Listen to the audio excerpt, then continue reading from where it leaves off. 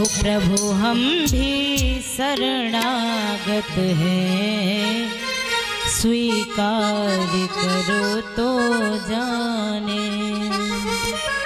बोलिए भक्त वत्सल भगवान की जय, बोले आज के आनंद की जय, बोले लड्डू गोपाल की जय, बोले सच्चे दरबार की जय, बोले परीक्षित जी महाराज की जय, बोले यज्ञपति महाराज की जय, बोले श्री सुखदेव जी महाराज की जय, बोले गुरुदेव भगवान की जय, बोले संत भगवान की जय हो।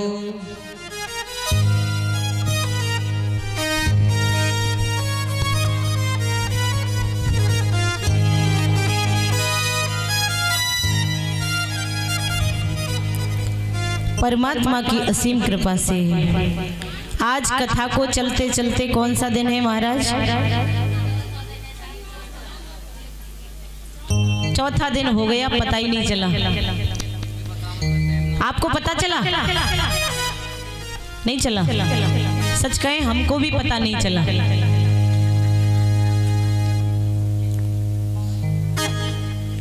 समय यूं ही गुजर जाता है महाराज। समय की कुछ पता नहीं है कब किस मोड़ पर बदल जाए।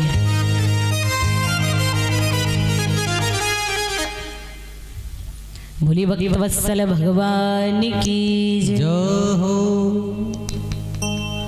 एक भक्त भगवान के पास गया, एक भक्त भगवान के पास गया और कहा प्रभु मुझे तो कुछ समझ में नहीं आता कि मैं आपको क्या अर्पित करूं, क्या चढ़ाऊं मैं आपको। भगवान ने कहा सब कुछ तो दिया हुआ मेरा है, तू मुझे क्या चढ़ाएगा। बोले घर भी मेरा, परिवार भी मेरा, सब कुछ मैंने ही तो तुझे दिया है और तू चढ़ाने की बात करता है। वो भक्त कहने लगा हाँ प्रभु मैं चढ़ाना चाहता हूँ पर कुछ समझ में नहीं आता क्या चढ़ाऊं। भगवान ने फिर से कह दिया सब कुछ मेरा दिया हुआ है, तू मुझे क्या चढ़ाएगा। भगवान ने कहा एक वस्तु तेरे पास ऐसी है जो मैंने तुझे कभी दी ही नहीं, और वो वस्तु कौन सी है? कौन सी है पता है किसी को? नहीं पता। हर प्रत्येक व्यक्ति के अंदर होती है, बताओ जरा किसको पता है? माता जी बताएंगे। जय हो, जोरदार तालियां। भगवान कहते हैं सब कुछ दिया है मैंने तुझे, पर एक चीज मैंने तुझे कभी प्रदान नहीं की और वो है हमारा अभिमान। भगवान कहते हैं तू अपना अभिमान मुझे समर्पित कर दे, मुझे चढ़ा दे। यद्यपि तेरा कोई बाल बांका कर नहीं सकता और यदि जीवन में अभिमान रहेगा तो कोई कुछ नहीं कर सकता। पतन बहुत जल्दी होने वाला है फिर तो, और हमारे पतन का कारण होता है हमारा अभिमान, हमारा घमंड, हमारा अहंकार। परिभाषा एक ही है, शब्द अलग अलग हैं। और हमारा अगर आचरण अच्छा हो ना तो सब कुछ अच्छा नजर आने लगता है। और आजकल लोग देश की बात करते हैं, कल के बारे में आप सबको पता होगा ना, कल क्या हुआ है।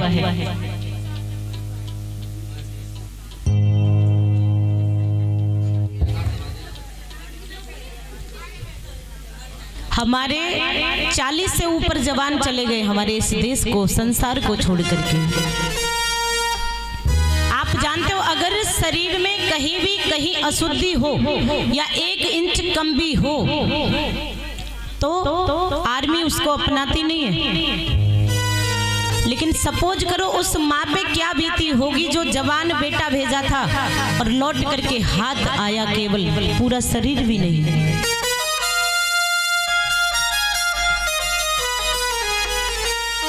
क्या बीती होगी उस माँ पे।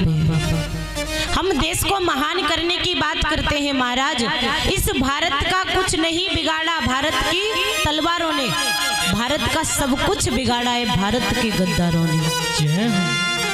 अरे इस भारत के ही गद्दारों ने, भला किसी की मजाल भारत पर चढ़ाई कर जाए? इस अपने भारत के ही गद्दारों ने सब कुछ कराया है। हम देश महान करने की बात करते हैं। ये देश महान नहीं बनता है ऊंचे महल मीनारों से, ये देश महान नहीं बनता है ऊंचे महल मीनारों से, ये देश महान नहीं बनता है तोप तेज तलवारों से, ये देश महान नहीं बनता है फिल्मी डायरेक्टर स्टारों से, ये देश महान नहीं बनता है ऊंचे भाषण नारों से, ये देश महान बना करता है ऊंचे आचार विचारों से। जिसका आचार विचार अच्छा है। अभी हमने कहा ना, भारत का कुछ नहीं बिगाड़ा भारत की तलवारों ने, भारत का सब कुछ बिगाड़ा है भारत के गद्दारों ने। और हमारे जो सैनिक इस दुनिया में आज हमारे बीच में नहीं रहे हैं, उनके लिए हम केवल भगवान से निवेदन कर सकते हैं कि पुनः जब जन्म लेकर के आए तो एक भी आतंकी बचना नहीं चाहिए। और ऐसे वीरों को तो बार बार नमन करना चाहिए जो हमारे देश के लिए, हमारी रक्षा के लिए, अगर ये सैनिक नहीं होते ना तो हम और आप कथा सुन रहे हैं नहीं सुन पाते। इसीलिए व्यासपीठ से उनके लिए कल हमारे भैया एक भजन गा रहे थे, गाना गा रहे थे सैनिकों के ऊपर, वही निवास पर बैठ करके, तो हमसे रुका नहीं गया। वही दृश्य याद आ गया जो अभी 17 तारीख में हुआ था, 14 में हुआ था ना। न जाने कितने सैनिक मारे गए, न जाने कितनी माएं विधवा हो गई महाराज।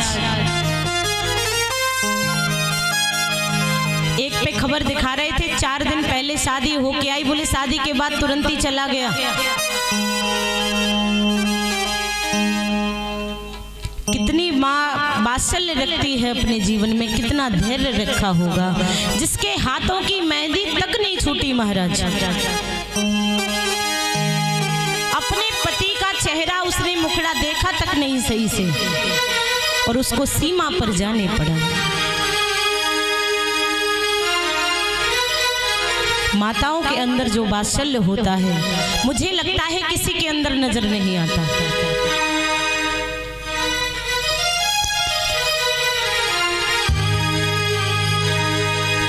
देशभक्त हम तब कहलाते हैं जब देश का हित चाहते हैं।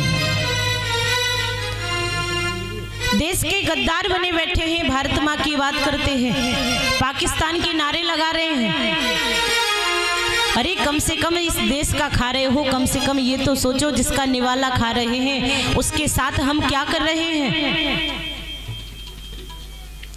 पर आज के जीवन में व्यक्ति नहीं सोचता, स्वार्थ के वशीभूत अपने फायदे के लिए क्या कर बैठता है कुछ पता नहीं रहता। इसीलिए बार बार कहा जाता है, किसी गिरते को उठाए तो कोई बात बने, किसी रोते को हंसाए तो कोई बात बने, प्यार अपनों से तो हर कोई कर लेता है, प्यार गैरों से निभाए तो कोई बात बने। वक्त सबको मिलता है महाराज जीवन बदलने का, वक्त सबको मिलता है अपना जीवन बदलने का, लेकिन जीवन दोबारा नहीं मिलता वक्त बदलने के लिए, सिर्फ एक ही बार मिलता है। और जैसा हम कर्म करेंगे, जैसा हम बीज डालेंगे, वैसा ही पाओगे महाराज। इसीलिए जीवन में देश प्रेमी बनो, देश द्रोहिणी मत बनो, देश प्रेमी बनो। और जिसने जीवन में देश से प्रेम कर लिया वो हर किसी से प्रेम कर सकता है। हमने आपको उस दिन कहा था ना, कर लो जग में प्यार सभी से, सब में प्रभु समाया है। ऐसा नहीं है कल जितने मारे गए हैं कष्ट हो रहा है, क्योंकि उनके अंदर भी वही अंश है जो हमारे अंदर है। लेकिन कहते ना टिट फॉर टैट जैसे के लिए तैसा बनना पड़ता है। शहीदों की चिताओं पर आंसू न बहाए जाते हैं, उनके ऊपर ऊपर बस सदा के 2 फूल चढ़ाए जाते हैं। एक विजय पांडे नाम का लड़का था, उसकी 12 दिन बाद ही शादी थी। जैसे ही जब डेड बॉडी गांव में आई, माता को पता चला, आज वो मां रो रही है और कह रही है, अरे मुहूर्त से पहले ही बेटा और दूल्हा बना है। अरे मुहूर्त से पहले ही बेटा और दूल्हा बना है। और सजा छोड़े आरती का और थाल जा रहा है। जो मैंने आरती का थाल सजाया था शादी के लिए, आज उस थाल को छोड़ करके मेरा बेटा जा रहा है। अरे सजा छोड़ आरती का और थाल जा रहा है। तिरंगे में लिपटा मेरा लाल जा रहा है। तिरंगे में लिपटा मेरा लाल जा रहा है। मुहूर्त से पहले ही बेटा दूल्हा बना है। मुहूर्त से पहले बेटा दूल्हा बना है। सजा छोड़ आरती का, सजा छोड़ आरती का थाल जा रहा है। तिरंगे में लिपटा मेरा लाल जा रहा है। तिरंगे में लिपटा मेरा लाल जा रहा है। कुछ लोग कहते हैं उस वीर ने कहा था कि इस देश पर हमला करने को दुश्मन की टोली आई है और ना घुसने दिए मैंने सीमा में सीने पर गोली खाई है। ए मेरे वीरों, ए मेरे दोस्तों, अपने साथियों से कह रहा था वो लड़का, लेकिन आज वो माँ घर में रो रही है, कहने लगी, बेटा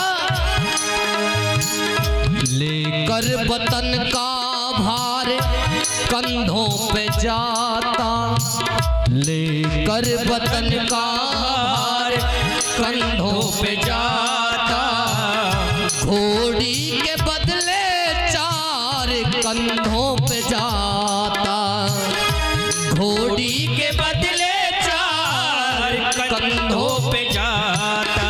अरे खा करके गोली उसका सीना तना है। खा करके गोली उसका सीना तना है। ऊंचा कर्म से करके, ऊंचा कर्म से करके भाल जा रहा है। तिरंगे में लिपटा मेरा लाल जा रहा है। तिरंगे में लिपटा मेरा लाल जा रहा है। लेकिन आज वो माँ कह रही कि सुनिए, उस बेटे ने एक बात कही थी उन दोस्तों से। मनहू से आया फोन, परिवार वाले मौन, रोया दिल हाथ भी कपे के कपे रह गए। जिस दिन ये फोन आया था परिवार वालों के पास में कि तेरा बेटा शहीद हो गया है, इस देश के लिए कुर्बान हो गया है। मनहूस आया फोन, परिवार वाले मौन, रोया दिल हाथ भी कपे के कपे रह गए। ओ मौत से था सामना तो आई कामना, मौत से था सामना तो आई कामना। मालाओं के मंत्र भी जपे के जपे रह गए। हाँ, मालाओं के मंत्र भी जपे के जपे रह गए। ओ मालाओं के मंत्र भी जपे के जपे रह गए। लेकिन सुनिए, अरे दुल्हन के अरमान देख रहा हिंदुस्तान, जिसकी 12 दिन के बाद में शादी थी। अरे दुल्हन के अरमान देख रहा हिंदुस्तान, चूड़ी और कंगन भी नपे के नपे रह गए। जो गहना बनवाया था उस दुल्हन के लिए, वो चूड़ी और कंगन नपे के नपे रह गए। क्यों? सुनिए, अरे ना बारात जा सकी, ना घर में बहू आ सकी, और शादी के कार्ड भी छपे के छपे रह गए। हाँ, शादी के कार्ड भी छपे के छपे रह गए। ओ शादी के कार्ड भी छपे के छपे रह गए। हाँ, शादी के कार्ड भी छपे के छपे रह गए। हो शादी के कार्ड भी छपे के छपे रह गए। लेकिन आज उस माँ ने कहा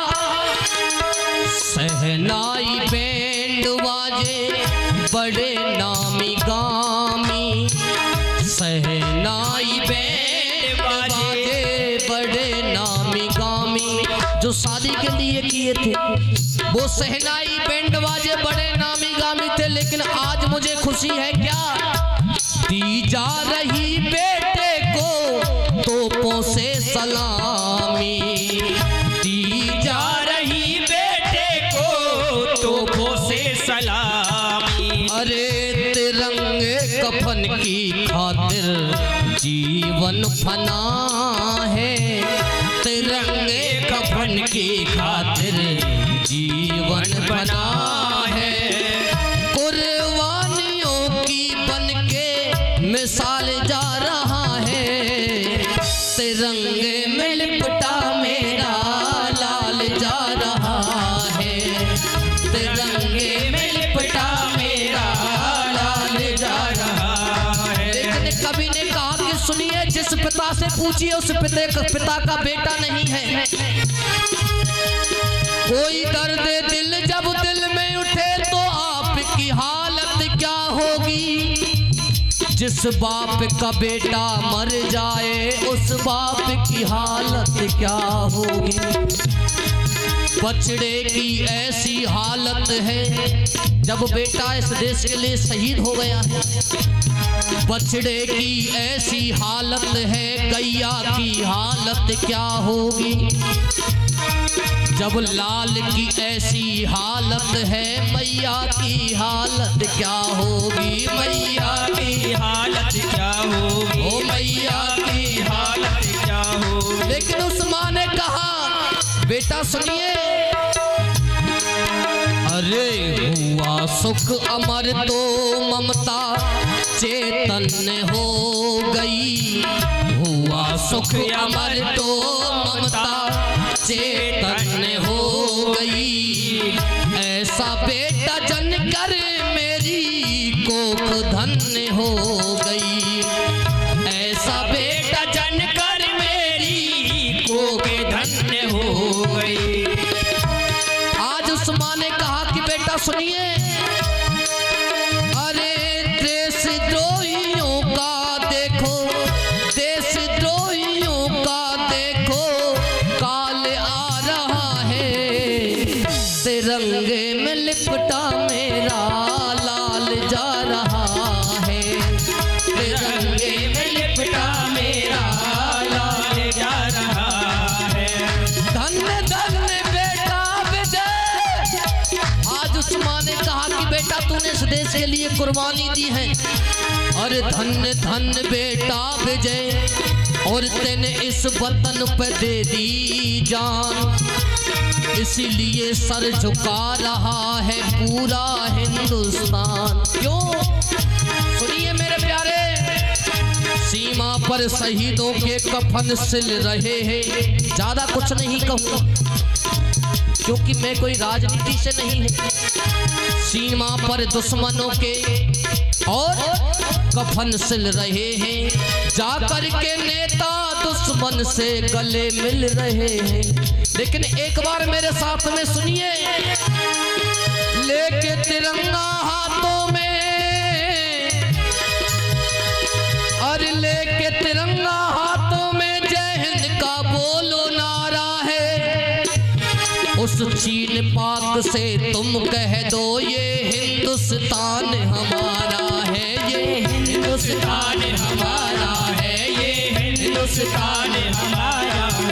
अरे मुहूर्त से पहले ही बेटा दूल्हा बना है, मुहूर्त से पहले ही बेटा दूल्हा बना है। सजा छोड़ आरती का, सजा छोड़ आरती का हाल जा रहा है, तिरंगे में लिपटा मेरा लाल जा रहा है, तिरंगे में लिपटा मेरा लाल जा रहा है, तिरंगे में लिपटा मेरा लाल जा रहा है, तिरंगे में लिपटा मेरा लाल जा रहा है।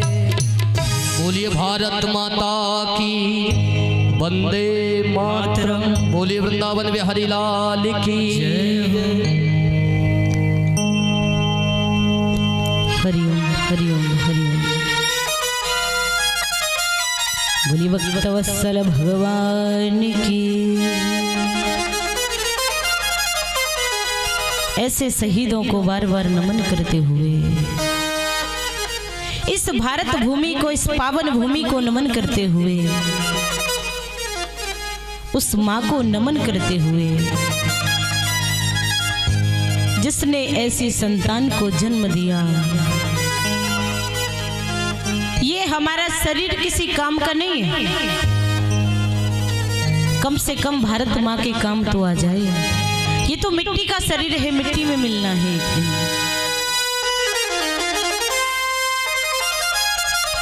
ये शरीर जो है मिट्टी का है और आप सबको पता है कि इसका होता क्या है। इस शरीर को तो जानवर भी ग्रहण नहीं करता, किसी और अन्य काम में नहीं आता। बोले मिट्टी का बना हुआ है, मिट्टी में मिल जाना है। आया है सो जाएगा राजा रंग फकीर, कोई सिंहासन चढ़ चला, कोई बंदा जात जंजीर। जाना सबको है, कौन किस विधि के द्वारा जा रहा है, कौन किस कर्म के द्वारा जा रहा है, ये मायने रखता है। मानव कितने भी प्रयत्न कर ले, अंधेरे में छाया और बुढ़ापे में माया और अंत समय में काया कभी किसी के साथ नहीं जाती। जब अंधेरा होता है तो हमें अपनी छाया दिखती है? नहीं दिखती। नहीं, आपने देखा है जब किसी की मृत्यु हो जाए, कोई धनवान व्यक्ति मर जाए तो क्या कभी वो धन ले जाते हुए देखा है? सिकंदर भी जब गया था तो उसके दोनों हाथ खाली थे, कोई कुछ नहीं लेके जाता। बस जो हमारा कर्म होता है, हमारा जो प्रेम होता है, जो भक्ति होती है, वही साथ में जाता है। अगर किसी व्यक्ति की मृत्यु हो जाए तो कई लोग कहते हैं ना, मर गया अच्छा हुआ, बड़ा बुरा था, कहते हैं ना। और अगर कोई और खत्म हो जाए, बोले महाराज बड़े अच्छे थे, बड़ा दान पुण्य सत्कर्म करते थे, बड़ा भजन करते थे। अगर कोई दुष्ट व्यक्ति मर जाए, बोले अच्छा हुआ मर गया तो। इसीलिए जीवन में, संबंधों में प्रेम की परिभाषा को समझो कि प्रेम होता क्या है। चाबी से खुला हुआ ताला आपका दोबारा काम आ सकता है, लेकिन हथौड़े के प्रहार से खुला हुआ ताला काम नहीं आएगा, वो रहेगा नहीं किसी काम का। ठीक इसी प्रकार संबंधों को प्रेम की चाबी से खोलो। अगर हथौड़े के प्रहार से खोलोगे तो दोबारा किसी काम का नहीं रहोगे। कई बार ऐसा होता है कि पुत्र अगर बोलने बैठ जाए तो बाप को चुप कर देता है, बोले आप कुछ नहीं जानते। लेकिन ये जो परिभाषा है बड़ी गलत है महाराज। कई बातों को समझना चाहिए। अगर हमसे बड़ा अगर कोई कार्य कर रहा है, अगर हमारे लिए कुछ करने के लिए तैयार है, तो कहीं ना कहीं हमारा कोई ना कोई हित तो होगा। लेकिन ये समझ तो हमारी समाप्त हो चुकी है। बड़ों का सम्मान करना सीखिए। जीवन में अगर सम्मान करना आ गया तो सब कुछ आ जाएगा। बोली भक्तवत्सल भगवान की जय हो। परम मंगलमय परात्पर अखिलेश्वर अकारण करुणा वर्णालय भक्तवांक्षा कल्पतरु विदित पीताम्बरधारी बालकृष्ण भगवान की वांगमयी मूर्ति श्रीमद् भगवत कथा को प्रणाम करते हुए, अपने गुरुजनों के चरणों में प्रणाम करते हुए, संत भगवान के चरणों में प्रणाम करते हुए, अपने माता पिताओं के चरणों में प्रणाम करते हुए, सभी माताओं के चरणों में नमन करते हुए, भाई बंधुओं के चरणों में नमन करते हुए आज कथा में प्रवेश करते हैं। कल की कथाओं में आप सबने क्या सुना था? कथा तो आप सबको समझ में आ रही है ना? तो ये भी पता होगा आपने क्या सुना था, क्या सुना था कल?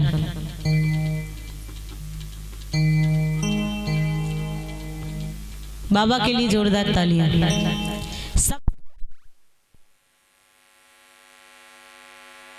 बाबा सबसे पीछे बैठे हैं और सबसे ज्यादा बुजुर्ग हैं, और सबसे पहले बता दिया आप सबको हेजिटेशन होती है बोलने में। यही बात है कि या तो ध्यान से नहीं सुनते,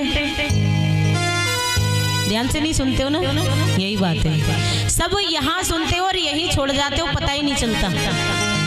एक बात कहे, जब आप कथा सुन के जाओ तो घर में चर्चा किया करो। क्या बोले? आज हमने ये सुना था, आज हमने ये सुना था।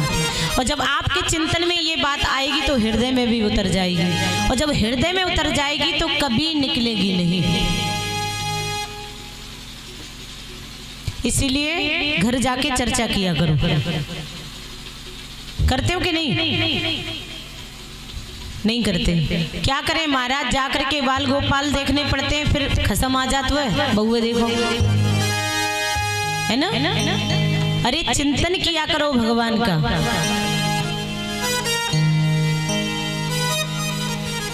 कल कथा में वामन भगवान का अवतार हुआ। वही वामन भगवान स्वयं नारायण वामन उंगल के बन करके आए, और इतना सुंदर सौंदर्य भगवान ने बना लिया।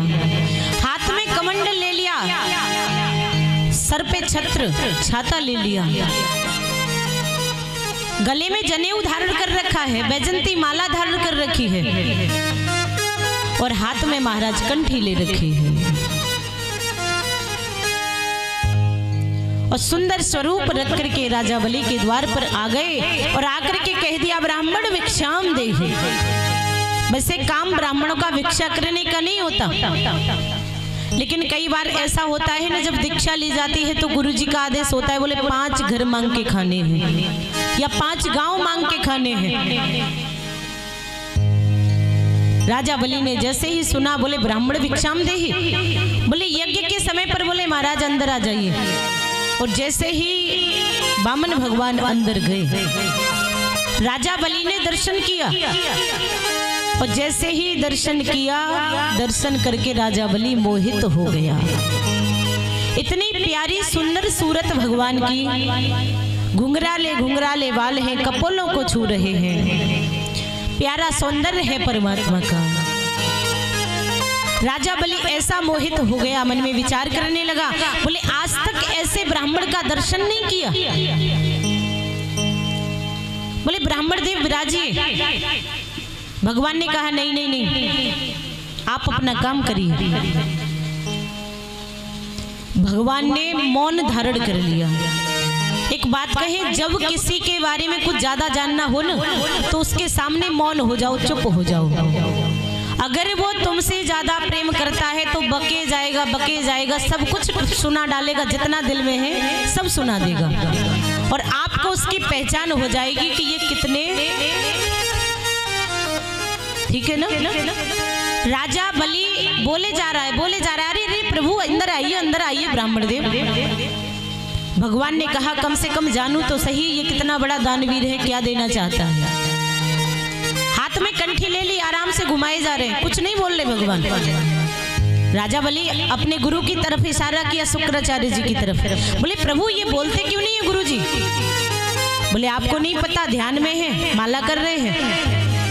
अब तो राजा बलि को लगने लगा, वो तो 4-5 हजार गौओं दिलवा दूं आपको। लेकिन जब राजा बलि की बात पूर्ण हो गई, तब भगवान ने माला को पूरा किया, और माला को पूरा करके कहने लगे, बोले राजा बलि आपके जो पिताजी थे राजा वहरोचन, वो भी बड़े दानवीर थे। हिरण्यकश्यप हिरण्याक्ष आपके दादा परदादा भी बड़े बलशाली थे और बहुत बड़े दानवीर थे। भक्त प्रहलाद भी बड़े दानवीर थे जो आपके दादाजी थे, इसीलिए आप भी दान करते होंगे। बोले महाराज एक बार आदेश तो करो, क्या चाहिए? बोले आदेश करूंगा तो क्या आप मुझे दे दोगे? बोले बिल्कुल दे दूंगा। बोले देखो, ना तो आपका सोने का महल चाहिए, न सुंदर कन्या चाहिए, न गौ चाहिए, कुछ भी नहीं चाहिए। केवल 3 पग भूमि दे दो।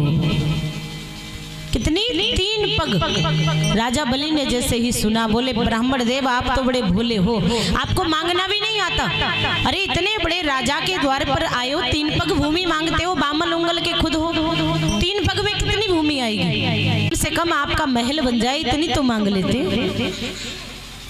भगवान ने कहा पहले 3 पग भूमि पूरी कर दे, बाद में देखेंगे महल बनेगा क्या बनेगा।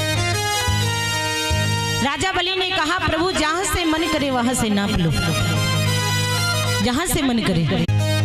राजा बलि संकल्प करने के लिए तैयार हो गया, लेकिन इधर राजा बलि के जो गुरुजी थे शुक्राचार्य जी महाराज समझ गए कि ये कोई ब्राह्मण नहीं, ये तो स्वयं नारायण बनकर के आया है। शुक्राचार्य जी कहने लगे राजा बलि रहने दे, मत दे, अगर तूने गलती से 1 पग भी नाप दिया तो ये तेरा सब कुछ छीन लेगा, ये तो छलिया है, छलेगा निकल जाएगा।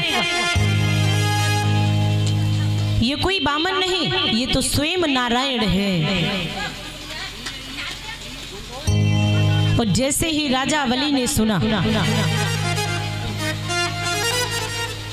राजा बलि कहने लगा अरे गुरुदेव ये तो और मेरा परम सौभाग्य है, बोले जिसके द्वार का हर कोई भिखारी रहता है, आज वो भिखारी बन करके मेरे द्वार पर आया है और आप कहते हो इनकार कर दे, मना कर दे। बोले आप कैसे गुरुजी हो? बोले गुरुजी अब तो सर्वस्व मेरा चला जाए, मैं स्वयं ही चला जाऊं, लेकिन नारायण को अपने दरवाजे से वापस नहीं करूंगा। राजा बलि ने तुरंत संकल्प करना प्रारंभ कर दिया, सागर मंगा लिया, जल निकालना चाहा, लेकिन शुक्राचार्य जी आकर के बैठ गए सागर में। बोले गुरुजी है ना, शिष्य का सब कुछ चला जाए बर्दाश्त नहीं है। भगवान सब समझ गए, बोले शुक्राचार्य जी महाराज मुझे लगता है कि कुछ करना पड़ेगा। भगवान जिस आसन पर बैठे थे वो आसन था कुसा का। भगवान ने एक कुसा निकाली और निकाल करके सागर की टोटी में डाल दी, और जैसे ही डाला शुक्राचार्य जी की बाईं आंख झट से फूट गई और धड़ाम से बाहर निकल आई, तुरंत निकल आई। बोले प्रभु क्षमा करो, क्षमा करो, क्षमा करो।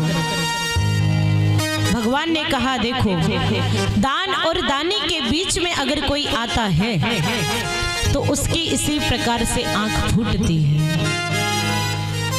जैसे कि कहने का अभिप्राय है आप दान करना चाहते हो, बोले भागवत जी में हमको 51,000 दान करने हैं। पड़ोसी आ गया, बोले अरे पागल है क्या, 5 साल की फीस जाएगी बच्चों की, क्या करेगा भागवत में दान करके, पैसे बड़ी मेहनत से कमते हैं।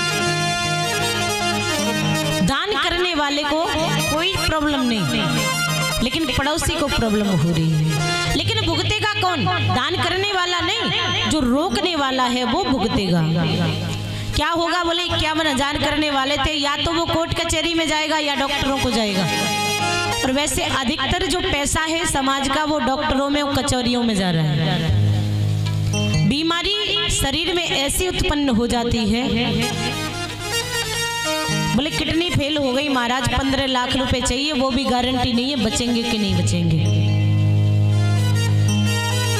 इसीलिए कहते हैं इस शरीर से श्रम करो, परिश्रम करो, और जब शरीर से परिश्रम करोगे तो जीवन में कभी कोई बीमारी आएगी नहीं। और आज का विचार क्या है? बोले महाराज नींद बहुत आती है, सोते बहुत है, और जो व्यक्ति जीवन में ज्यादा सोता है उसे अनेकों प्रकार की बीमारियां आकर के ग्रसित कर लेती है। इसीलिए कम सोना चाहिए और भोजन भी कम ही करना चाहिए। श्रम कहाँ करते हैं महाराज? घर में अगर गलती से नई बहू आ गई और कहा बहू काम कर लो, बोले क्या माताजी तुम, मेरी माँ का फोन आ रहा है, बार बार कहती रहती हो काम कर लो, काम कर लो। अगर अपने घर से दहेज लेकर के आई है तो बोले मैं काम करने वाली नहीं हूं, मेरे बाप ने बहुत दिया है, नौकर लगा लो। यही बात होती है ना। देखिए या तो सुंदर संस्कारी कन्या पालो या फिर रुपया पालो। भाई अगली बेटी इतना इतना धन लेकर के आ रही है और फिर भी तुम्हारे यहाँ चौका चूल्हे में काम करे, तुम्हें भोजन बना के खिलाए, बर्तन धोए, बोले मेरे बाप के यहाँ तो नौकर लगे हुए, मैं तुम्हारे यहाँ धोऊंगी। लेकिन परंपरा चली आ रही है। बोले सबसे पहले महाराज कैश की बात करते हैं, कैश की। और जब तक कैश नहीं मिला जीवन में, बोले शादी नहीं होने वाली, चले जाओ। अब सुंदर लड़का, अच्छा लड़का, नौकरी वाला ढूंढोगे तो कैश तो देना पड़ेगा ना। आज हमारी बहन की शादी है, आप सबको नहीं पता, आज हमारी बहन की शादी है और उसके लिए भी कैश देना पड़ा है, मजबूरी है, क्या करें। लड़का अच्छा देखोगे तो देना पड़ेगा। बड़ी विडंबना चली आ रही है लोगों की कैश की। लेकिन मेरी समझ से जो लोग कैश मांगते हैं वो संस्कारी नहीं होते, वो कभी संस्कारी नहीं होते। अब हमको एक बात हंसी आ रही है, कल ही बात कर रहे थे, हमारे बड़े भैया की शादी हमने तय कर दी, ऐसे लड़की देखी तय कर दी। हमारे पिताजी आंख निकाले, भैया निकाले, सब निकाले। हमने कहा जिसको निकालना है निकालो, शादी होगी। अब कह रहे छोटे वाले की करेंगे तो बढ़िया कैश लेंगे।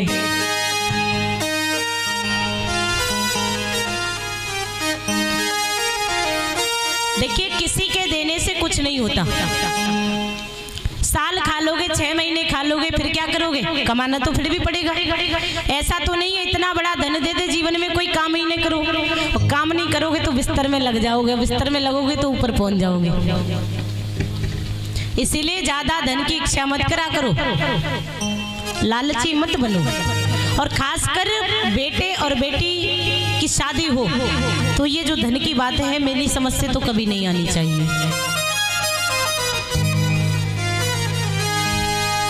बोली वक्त वत्सल भगवान की जय हो। क्या करें महाराज, व्यासपीठ है, सच्चाई की पीठ है, बोली देते। अब बुरा लग जाए तो क्या कर लोगे? 3 दिन की कथा और रहेगी, चले जाएंगे अपने घर, बुलाना मत दोबारा से। शुक्राचार्य जी की बाईं आंख फूट गई। ध्यान रखना, कभी दान और दानी के बीच में आड़े मत आना।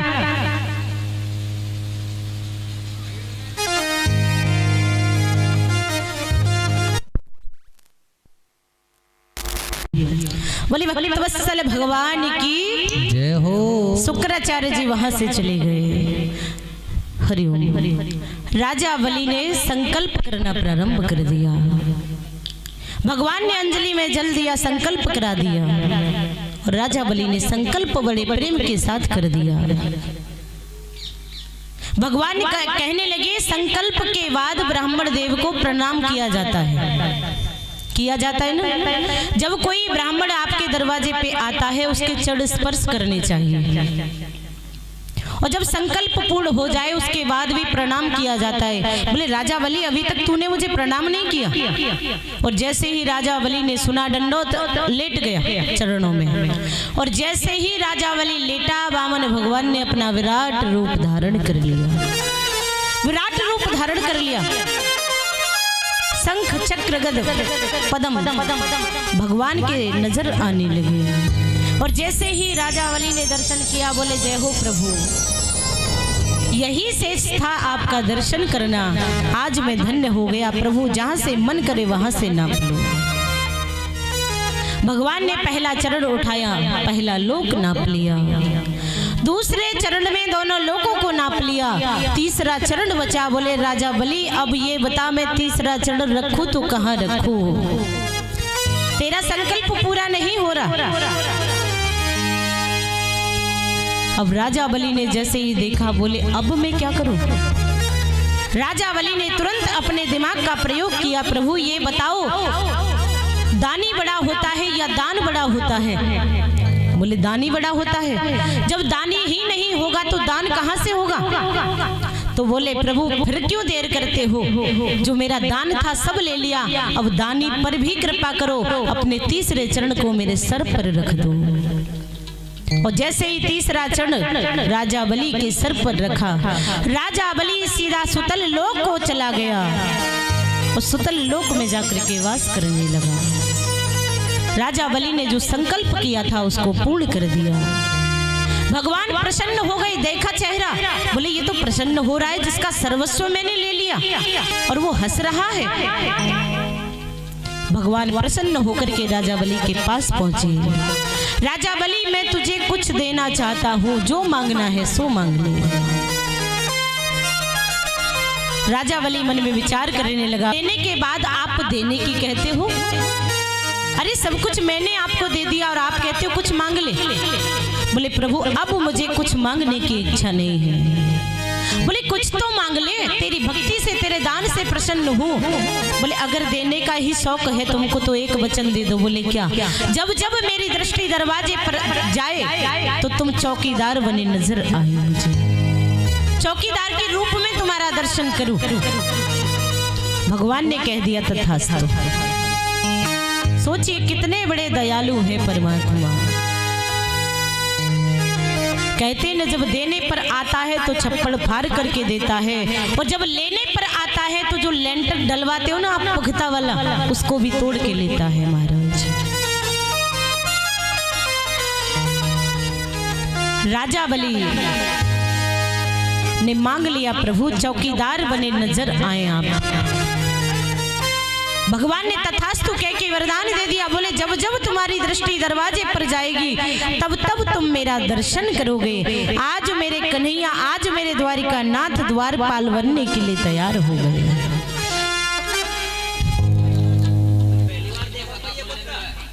शांति का अनुदान बनाए रखें। आप सभी कथाओं में ध्यान दें, ये आपको कोई छेड़ेगा नहीं। अगर इसको कथा सुननी है तो सुनने दीजिए। सुनिंदो बोली भक्त वत्सल भगवान की जय हो। आज भगवान चौकीदार बन गए, बड़े प्रेम के साथ चौकीदार बन करके बैठे रहते हैं आराम से दरवाजे पर। राजा बलि बार बार दृष्टि डालता है, बार बार प्रभु का दर्शन करता है, बार बार निहारता है। समय बहुत बीत गया, नारायण भगवान चौकीदार बने बैठे हैं। इधर देवी लक्ष्मी परेशान हो गई, बोले प्रभु आए नहीं अभी तक।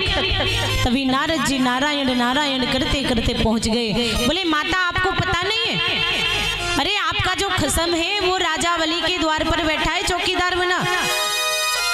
बोले जब से गए हैं अभी तक प्रभु लौट करके नहीं आए। और जैसे ही इतनी बात सुनी देवी लक्ष्मी से रहा नहीं गया, दौड़ करके चली आई। और जैसे ही देखा बोले दरवाजे पर बैठे हो चौकीदार बने।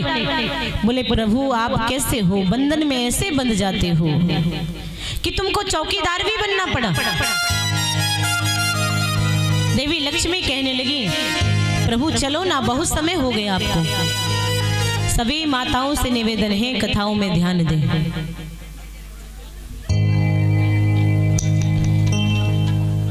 जानन कुत्ता पहली बार देखियो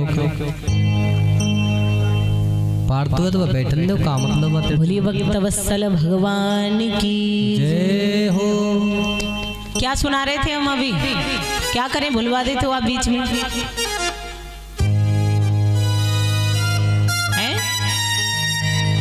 देखिए कथा सुनने वाले कई प्रकार के स्रोत आते हैं।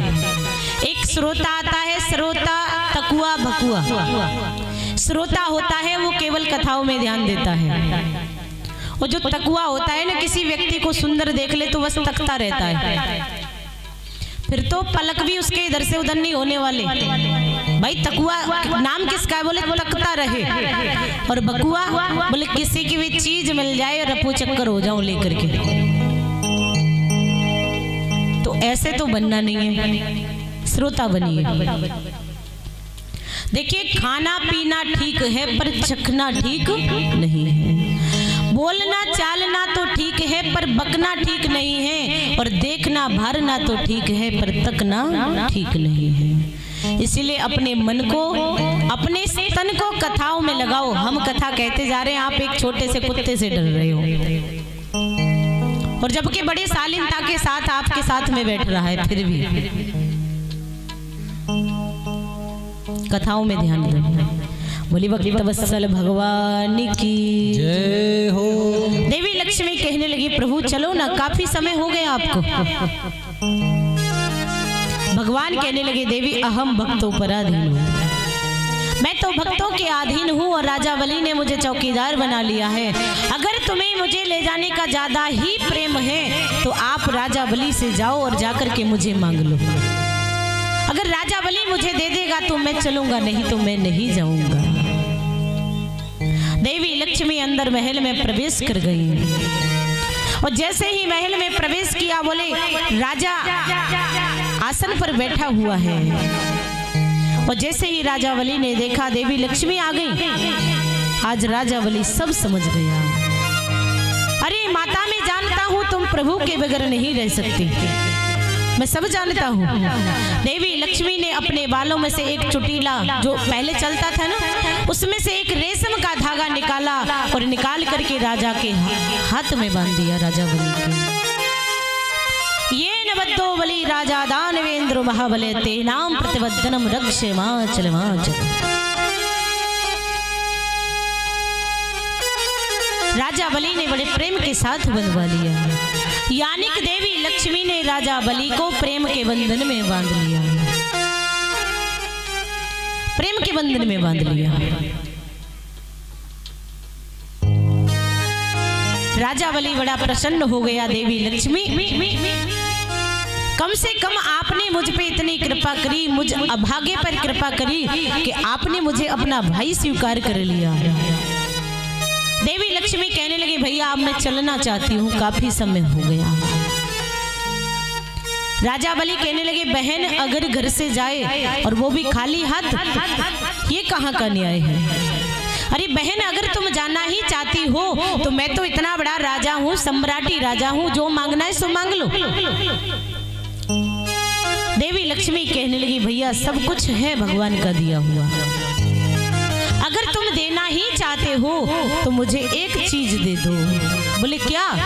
बोले जो आपका चौकीदार दरवाजे पर बैठा है वो मुझे बड़ा ही प्रिय है, आप उसे मुझे दे दो।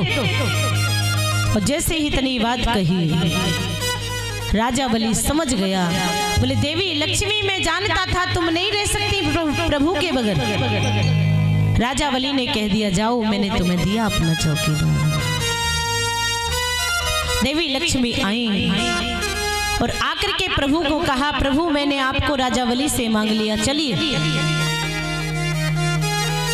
भगवान वहां से चलने लगे। राजा बलि ने प्रणाम किया दोनों को।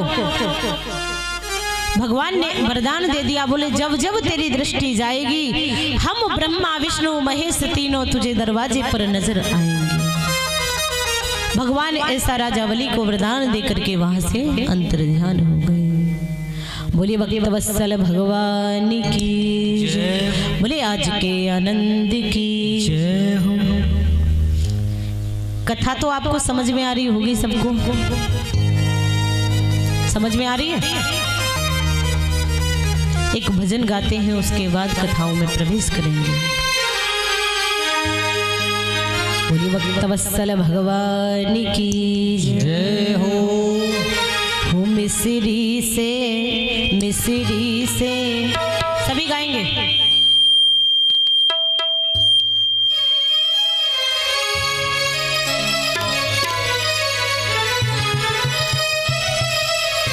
बोलिए राधा रानी सरकार की जय हो। मिस्री से जय जय। मिस्री से मीठो नाम हमारी राधा रानी को। मिस्री से मीठो नाम हमारी राधा रानी को। मिस्री से प्यारे मिस्री से मीठो नाम हमारी राधा रानी को।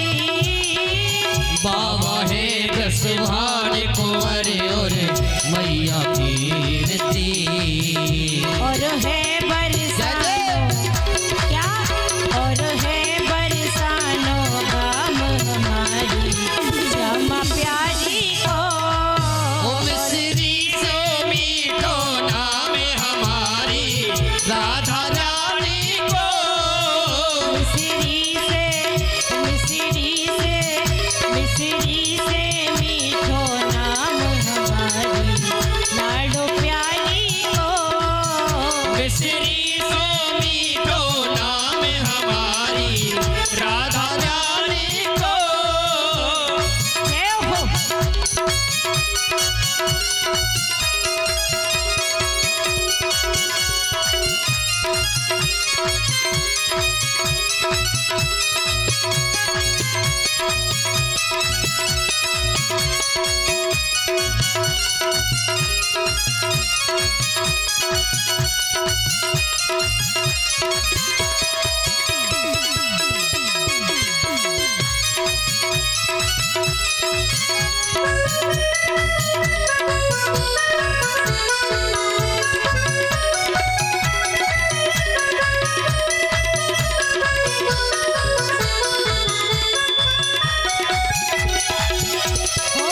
राधा राधा जपने से सब बाधा कट जाती।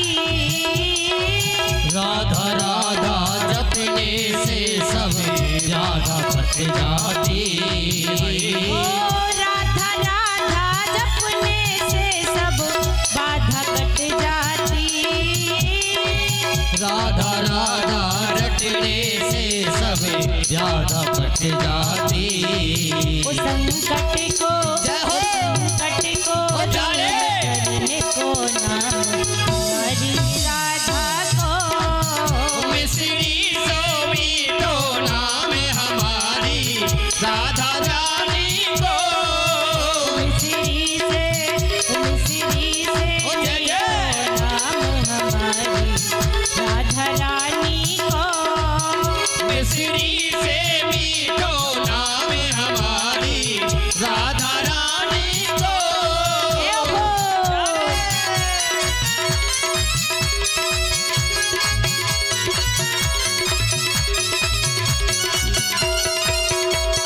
जय हो।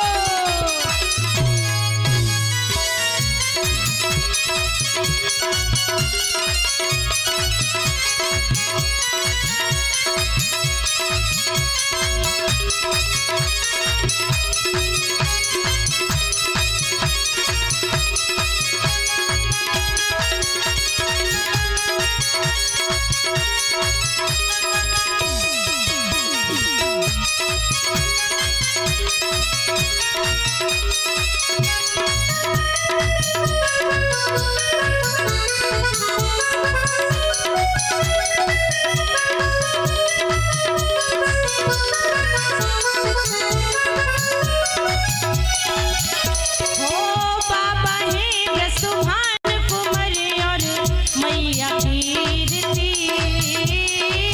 बाबा है दसवान कुंवर और मैया कीर्ति। ओ बाबा है ब्रसुभान कुंवर और मैया कीर्ति। बाबा है दसवान कुंवर और मैया कीर्ति। और है वर्षा जय हो। काम हमारी राधा रानी को। ओ मिश्री से मीठो नाम हमारी राधा रानी को। मिश्री से जय हो। मीठो नाम हमारी श्यामा प्यारी को। मिश्री से मीठो नाम हमारी राधा प्यारी को।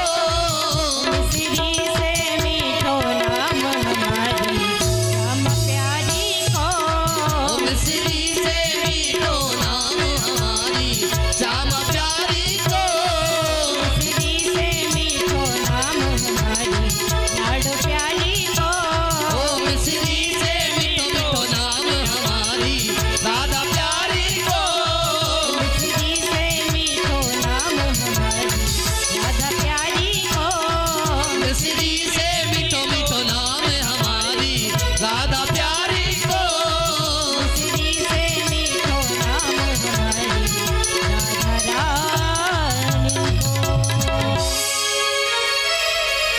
राधा राधा जपने से सब बाधा कट जाती।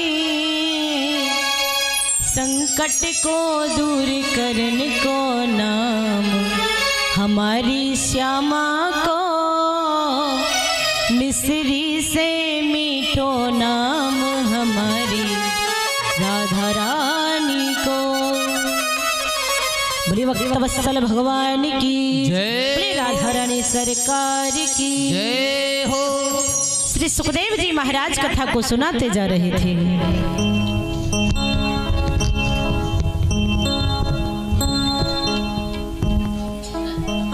परीक्षित जी महाराज कथा को सुनते जा रहे थे।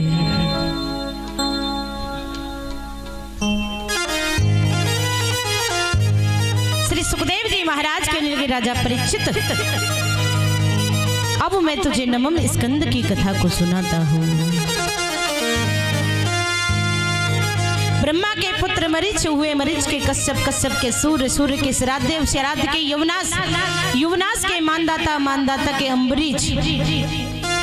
और राजा अम्बरीश बड़े ही बलशाली हैं महाराज। और इसी वंश में एक सरियाती नाम के राजा हुए जिनकी पुत्री का नाम था सुकन्या।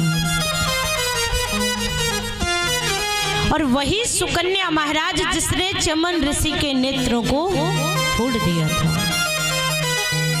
बाल्य अवस्था थी, चमन ऋषि जी तपस्या में बैठे थे, दीमक लग गई शरीर पर, कुछ पता ही नहीं आंखें कहाँ हैं क्या है। सुकन्या से जो गलती हो गई उसका पश्चाताप करने के लिए सुकन्या का विवाह ऋषि चमन ऋषि जी के साथ करा दिया। बड़े प्रेम से रहने लगे। और वही चमन ऋषि महाराज जो नेत्रों से अंधे थे, अश्विनी कुमारों को बुलाया, अश्विनी कुमारों ने नेत्र ज्योति उनको प्रदान की। और तभी से वो सुकन्या के साथ बड़े प्रेम के साथ रहने लगे। और इसी वंश में राजा अम्बरीश हुए महाराज। इतने बड़े प्रतापी राजा हैं, जरा सा अभिमान नहीं जीवन में। राजा अम्बरीश इतना बड़ा ऐश्वर्य है, इतना बड़ा पद है, लेकिन अभिमान जरा सा नहीं। साल में जितनी एकादशी आती है सबका व्रत करते हैं, प्रत्येक एकादशी का व्रत करते हैं। एक बार की बात थी जब एकादशी व्रत किया, द्वादशी में व्रत